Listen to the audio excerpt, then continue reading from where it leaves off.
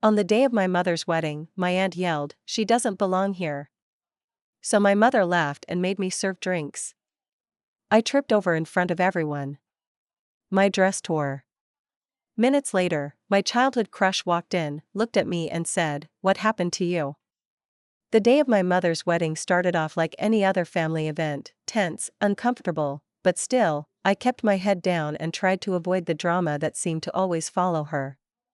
It was at the Hyatt Hotel, one of the most beautiful venues in town.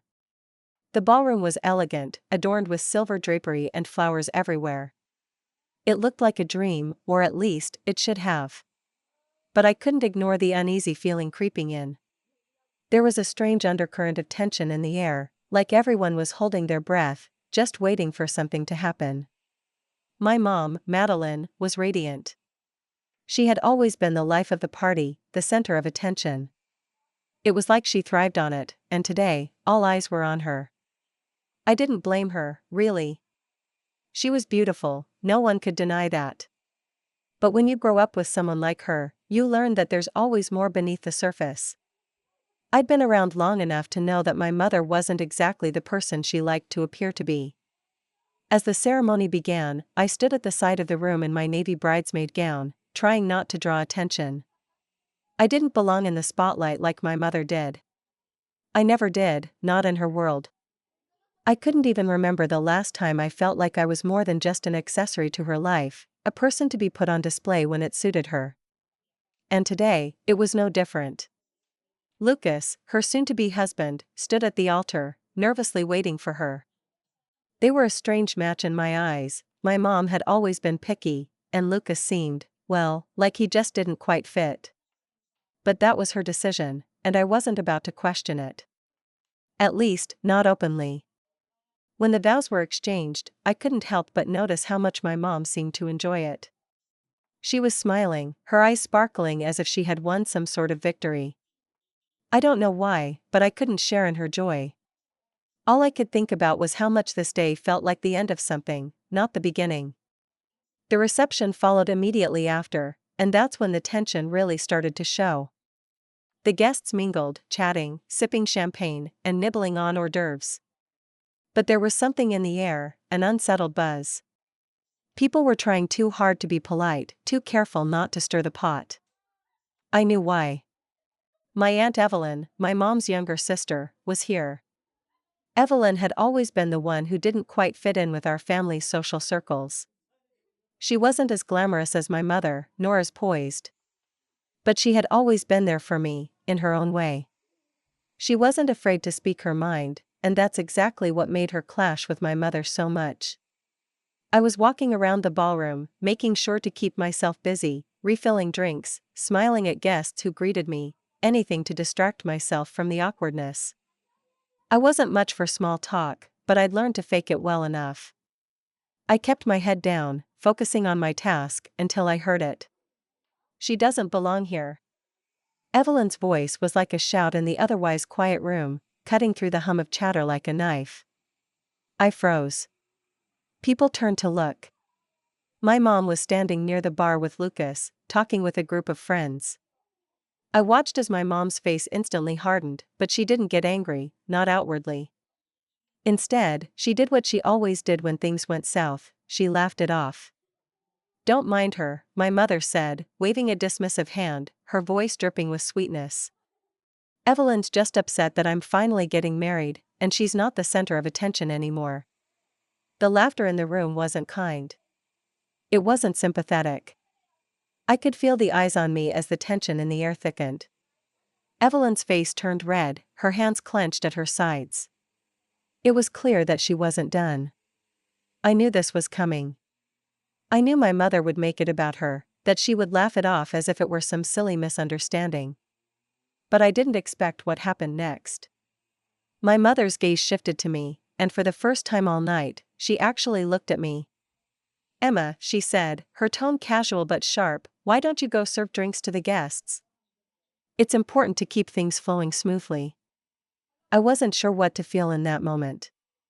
Humiliated? Angry? Confused? Maybe all of the above.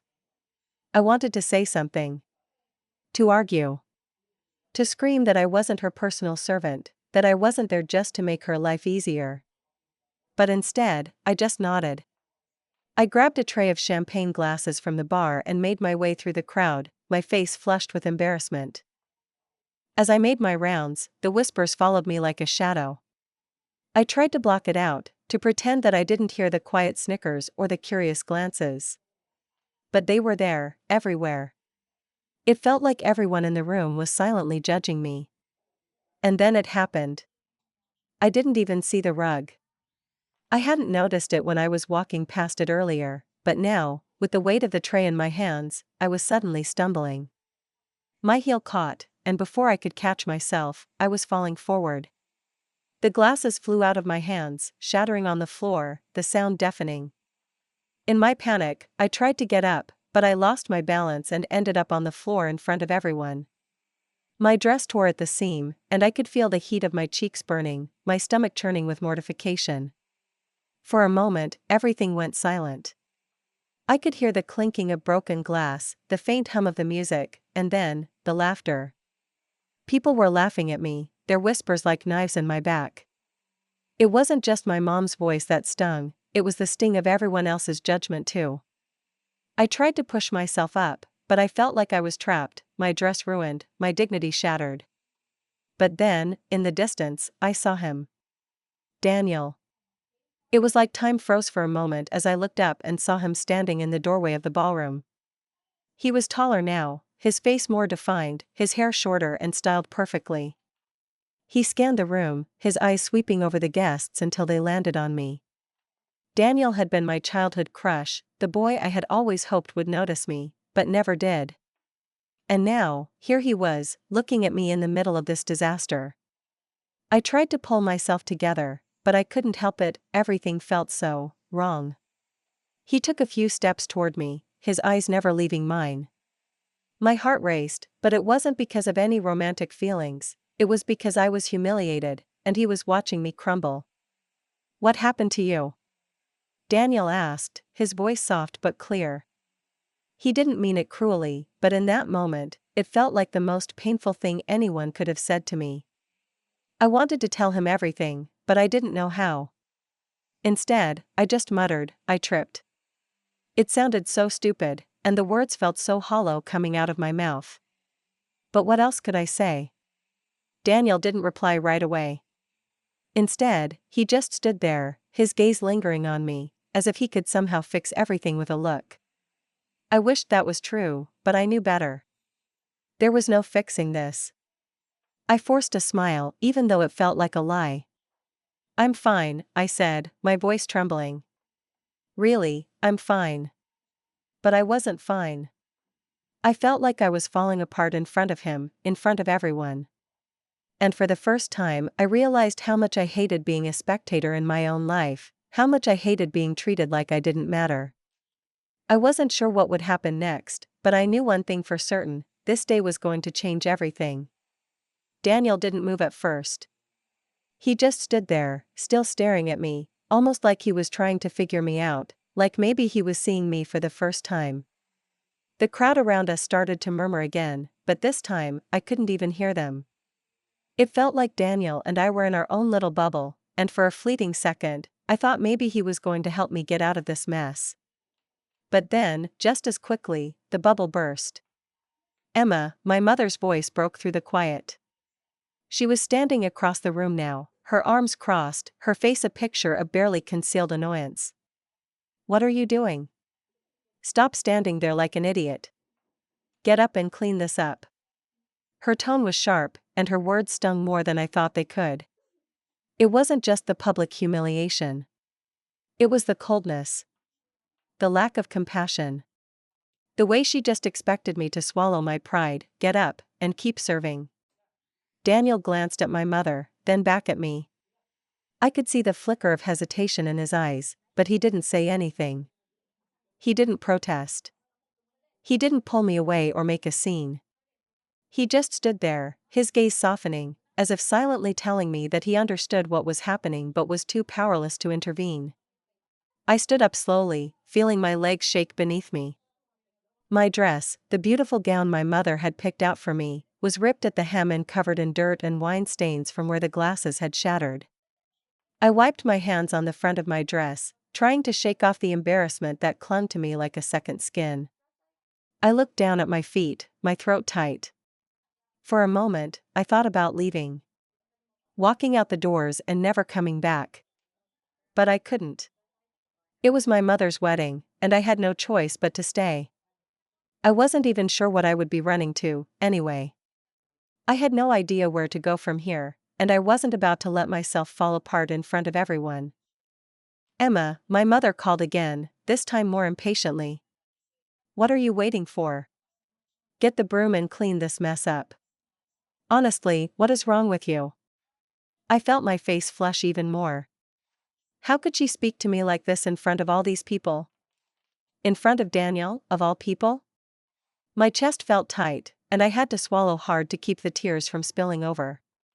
My mother was acting like I was nothing more than a servant, a mere background character in her perfect world. But as I stood there, trying to keep my composure, I could feel Daniel's eyes on me.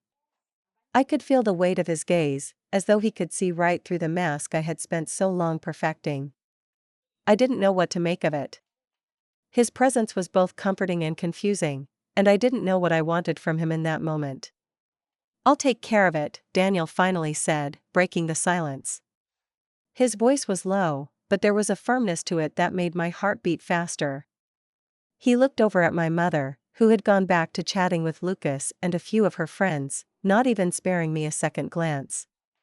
Daniel walked over to me and gently touched my arm. "Come on. You don't need to clean up this mess. You've done enough for tonight."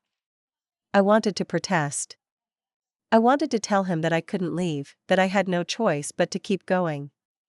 But his touch was steady, comforting, and somehow, in that moment, I realized I wasn't alone. "I'll take care of this," he repeated, his voice softer now. "Just go find a place to sit down. You've had enough for tonight." I didn't argue. I didn't have the energy for it. Instead, I nodded and walked away, my head held high even though my heart was in pieces. The sound of broken glass echoed in my mind as I made my way toward a quieter corner of the ballroom. I found an empty seat near a large potted plant, tucked away from the crowd, and collapsed into it. My hands were shaking, and I could feel the weight of everything settling heavily on my shoulders. I couldn't stop thinking about how my mother had dismissed me, how she had made me feel so small, so insignificant. I looked around the room, trying to ground myself in the reality of what was happening. The wedding was still going on, still moving forward, but I felt like I was outside of it now. I wasn't part of this celebration anymore. The clinking of glasses and the low murmur of voices around me only served to remind me of how alone I really was. It wasn't just that my mom had humiliated me, it was the fact that I had allowed it to happen, that I had let her treat me like nothing more than an accessory in her life. I had let her control my emotions, my actions, even my sense of self-worth. I don't know how long I sat there, just lost in my thoughts. I barely noticed when the music changed, or when people began gathering for the next part of the reception. I couldn't escape the constant nagging feeling that I was being ignored, that I wasn't important enough to even be noticed. But then I heard footsteps approaching, and I knew before I looked up who it was. Daniel. He didn't say anything at first. He just stood there, his hands in his pockets, looking at me with an unreadable expression.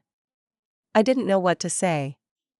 I didn't know how to explain how humiliated I felt, or how my relationship with my mother had always been like this, controlled, dismissive, and distant. "Are you okay?" Daniel finally asked, breaking the silence. I nodded, though I wasn't sure if I was convincing him or myself.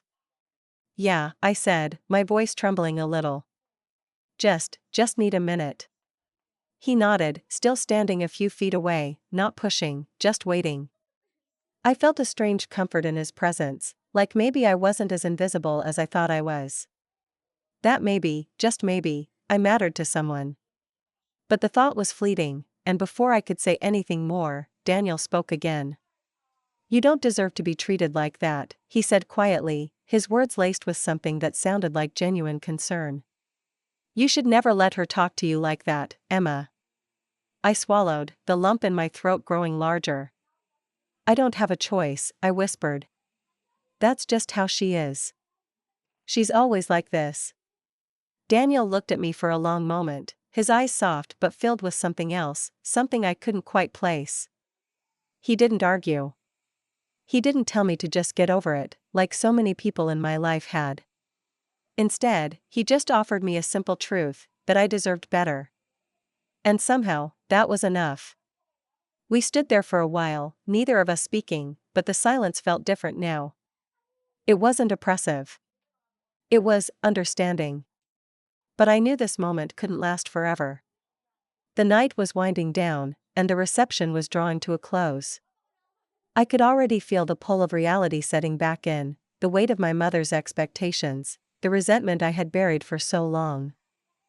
Thank you, I said, finally looking up at him. For being here. Daniel smiled, though it was faint. Anytime, he said quietly. But I couldn't shake the feeling that this moment, this strange connection between us, was just a small respite in the storm that was my life. And as much as I wanted to believe that maybe things would change, I knew better. I had a long road ahead of me. And I wasn't sure if Daniel would be there for the rest of it, but for now, it was enough to know that someone cared, even if just for a moment. As the evening wore on, I stayed in my corner, watching the guests slowly trickle out. The weight of the night's events still hung heavily on my shoulders, but there was a small flicker of something else deep inside me. It wasn't hope, exactly, but it was a quiet recognition that maybe, just maybe, I had the strength to face whatever came next. I sat there for a long time, my gaze lingering on the exit, watching the last few guests drift out of the ballroom. The music had quieted down, and the laughter, which had seemed so loud and full earlier, now felt like an echo. The day had been a whirlwind of emotions, humiliation, confusion, and exhaustion. But the longer I sat in that corner, the more the quiet seemed to fill the spaces where my anger and frustration had been. Daniel eventually left, disappearing into the crowd as the night grew darker. I didn't expect him to stay, after all, we hadn't seen each other in years. He was a memory of my childhood, a part of my past that I thought was long gone. But there was something about that moment, the way he had looked at me when I was at my lowest, that made me wonder if maybe, just maybe, there was more to it than I had originally thought. As the last of the guests filed out, my mother's voice called out across the room, sharp and commanding. Emma, stop hiding over there. It's time to go. We're leaving. I froze for a second. I wanted to respond, to tell her everything I had been feeling, but I couldn't. Not now. Not with everything that had happened. I stood up slowly, my legs still a little shaky, and made my way to her. She stood with Lucas, smiling like the queen of the ball, still riding the high of the wedding, completely oblivious to the wreckage she had left behind. I felt a pang of resentment bubble up in my chest. It wasn't the first time she'd dismissed me, made me feel small, but tonight it had been worse. She had humiliated me in front of everyone, treated me like nothing more than a servant, and then brushed it off like it was nothing. Are you ready to go? She asked, her tone absent, as if nothing had happened. Yeah, I muttered, trying to keep the bitterness out of my voice. I'm ready. The drive home was quiet, the tension between us thickening with every mile. I stared out the window, the city lights flashing by, but my mind was elsewhere. How had things gotten like this? How had I ended up here, so far removed from any sense of peace with my family? Why did my mom make me feel like I was always second place in her life?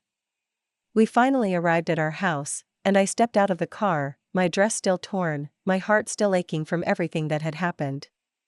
I wanted to go inside and collapse into bed, to forget about the wedding, the humiliation, the crushing weight of my mother's expectations. But I knew I couldn't escape it, not yet. I walked into the house, past my mother, who was already on her way to the kitchen to open a bottle of champagne. Her mood hadn't changed. She was still on cloud nine, basking in the glow of her perfect wedding. But I couldn't let myself get pulled into that. I couldn't pretend everything was okay. Mom, can we talk? I asked, my voice more steady than I felt. She looked up at me, eyebrows raised, as if surprised I had even spoken to her. "Talk about what?" she asked, dismissively popping the cork on the champagne. "About everything," I said, my throat tight with emotion. "About the way you treated me tonight." She didn't answer right away. She poured herself a glass of champagne, sipping it slowly as she looked at me, her face betraying no emotion. "You're overreacting," she said, finally setting the glass down. "It was just a wedding, Emma. I don't know why you're making such a big deal out of it." "I'm not making a big deal out of it." I almost shouted, but I forced myself to calm down. "You humiliated me, Mom. In front of everyone. You made me feel like I didn't even matter." Her face softened for a split second, but then she quickly masked it, her expression hardening once more. "You're being dramatic. I told you what to do, and you didn't do it. Simple as that." I felt my heart sink. It was always the same response. She was never wrong, never willing to admit that maybe, just maybe, she had hurt me. I had always been invisible to her, a background character in her life's grand production. But tonight, something inside me shifted. I couldn't keep pretending I was okay with this. "Mom," I started, my voice shaking despite my best efforts, "I'm tired of being your afterthought. I'm tired of being invisible." Her eyes flashed with annoyance. "Don't talk to me like that. You've always been taken care of." "Taken care of?" I almost laughed bitterly. "By you? You never took care of me, Mom. You never cared about anything I wanted, about anything I needed. It's always been about you, about what makes you happy, and I'm just here. I'm just a part of the background that you drag along." Her face tightened, her lips pressed into a thin line. "That's enough, Emma. You've always been dramatic. Just because I have a life doesn't mean you get to complain about it." I wanted to scream, to tell her everything that had been building inside me for years. But I knew it wouldn't do any good. She wouldn't listen. She never did. So instead, I turned and walked out of the room, my chest tight with a mixture of anger and sorrow. I knew that nothing would change between us. It never did. But something in me had shifted. Maybe it was the realization that I couldn't keep putting my own needs and feelings aside just to keep the peace with her.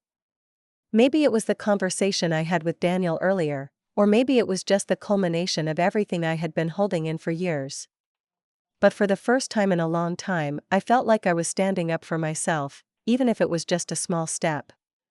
I went to my room and collapsed onto my bed, tears finally slipping from my eyes. I cried for the girl I had once been, the girl who had tried so hard to earn her mother's love and approval. I cried for the woman I was becoming, the woman who was finally learning to stand up for herself, even if it meant standing alone. But as the tears subsided and I lay there in the dark, something inside me began to feel different. I wasn't sure what would come next, or how I would deal with the fallout from tonight, but I knew one thing: I wasn't going to keep letting my mom define who I was. Not anymore. And maybe, just maybe, I would find a way to stop being invisible. The next few days after the wedding were a blur of frustration and quiet tension. My mother, Madeline, barely acknowledged what had happened between us. She carried on with her life, all smiles and champagne, while I simmered in the discomfort of knowing that everything I had tried to say, everything I had felt, was still being ignored. My Aunt Evelyn, on the other hand, stayed distant, probably just as disgusted with how things had played out as I was. But the silence between me and my mom was deafening, and I couldn't stand it anymore. By the third day after the wedding, I found myself standing in front of the mirror in my room, staring at my reflection. My dress still hung in the corner of the room, ruined from the fall. I couldn't bring myself to throw it away, maybe because it had become a symbol of everything that went wrong that night. A reminder of how small my mom had made me feel. I didn't want to let it go, not just yet. But as I stood there, I realized something. It wasn't just about the dress, or the fall, or the wedding. It was about me taking control of my life, of finally standing up for myself in a way that couldn't be ignored. I had spent so long allowing my mother to dictate how I felt, how I behaved, and how I saw myself. It was time to stop living under her thumb. The next day, I took action. I called my Aunt Evelyn. It had been a while since I'd spoken to her, but I knew she was the only one who could understand what I was going through. "Evelyn, I need your help," I said, my voice a little shaky but firm. "What happened?" she asked, already knowing something wasn't right. "I can't keep doing this, Evelyn. I can't keep letting her treat me like this." She was quiet for a long moment. I could hear the sound of her cigarette lighter flicking in the background. "You don't have to, you know," she finally said, her voice gentle but filled with conviction. "She's never going to change. But you can. And I'll help you. We'll get through this." And so, together, we made a plan. The plan was simple: I was going to take control of my life. But that didn't mean running away or completely cutting ties with my mother. It meant setting boundaries, finally showing her that I wasn't just her pawn anymore. She had treated me like I was nothing for too long, and now, it was time to show her that I wouldn't tolerate it. And, to be honest, I was ready to watch her get a taste of her own medicine. The first part of the plan was to confront her directly. No more hiding, no more staying quiet, no more pretending everything was fine. I was going to force her to acknowledge me, my feelings, and the way she had treated me. I had spent too much time watching her pretend that everything was perfect, while I suffocated in her shadow. It was time to bring her into the light, to force her to face the consequences of her actions. I sat her down in the living room one afternoon, after she had come back from another one of her meetings with friends or clients. The house was quiet, too quiet, and I knew it was the right moment. "Mom, we need to talk," I said, my voice shaking slightly, but resolute. "About everything." She looked at me, her eyes narrowing. "What is it now, Emma?" Her tone was already dismissive, but I wasn't about to back down. This was it. "I'm tired of being your afterthought. I'm tired of you ignoring me when it suits you. I'm tired of being the last one you think about, or the one you put in the background whenever it's convenient. You've done this my whole life, and I'm done." I could see the shift in her expression. At first, she was defensive, trying to make her usual excuses. "You're being overly dramatic again, Emma. I'm just living my life." "No, Mom. You're living your life, but you've never even considered how your actions affect me." My voice grew stronger as I continued. "You don't get to walk all over me anymore. You don't get to make me feel small and invisible." She opened her mouth to argue, but I raised my hand. I wasn't done yet. "And, you know what? I'm not the only one who's tired of this. Your wedding wasn't just about you, and I'm not going to pretend that everything is fine anymore. You've spent all these years treating me like a servant, dismissing me when I needed you most, and it stops now." I stood up, pacing in front of her, my heart pounding in my chest. "I'm not your little girl anymore, Mom. I'm an adult. And I've been living under your shadow for far too long." The silence that followed was heavy. My mom's face tightened, and for a second, I thought she might get angry. But she didn't. She didn't shout, or argue, or do what I expected. Instead, she sat there in stunned silence, her face softening ever so slightly. "I don't know what you want from me, Emma," she said quietly, as if unsure of what to say next. "I want respect," I said, my voice low but steady. "I want you to acknowledge me as your equal, not just some person you control when it's convenient for you." And with that, I saw something shift in her eyes. It wasn't a full-on change, but for the first time in my life, I felt like I had her attention. She had been caught off guard, and I had made her realize that I was no longer a passive part of her world. I had drawn a line in the sand, and she had no choice but to see it. The second part of the plan was a more subtle form of revenge, one that didn't involve cruelty, but rather, simply making her realize how much she had taken me for granted. I started taking time for myself. I focused on my own goals, on building my own career, and on strengthening my own friendships. I stopped waiting for her approval. I stopped letting her dictate my self-worth. The results were immediate. At first, she tried to pull me back into her orbit, calling me, texting me, inviting me to things. But I had learned how to set boundaries. I learned how to say no without feeling guilty. And it drove her crazy. For the first time, she was left wondering where I was, why I wasn't always there when she expected me to be. It wasn't that I stopped loving her, it was that I finally stopped letting her control my emotions. I stopped letting her dictate how I felt about myself. And then, as if on cue, the final piece of the puzzle fell into place. One day, my mother came to me, unannounced. She knocked on my door and stepped inside without waiting for an invitation. She looked at me, her expression soft. "I know I've been hard on you," she said, her voice uncharacteristically gentle. "And I realize I haven't always been the mother you needed. I'm sorry for that."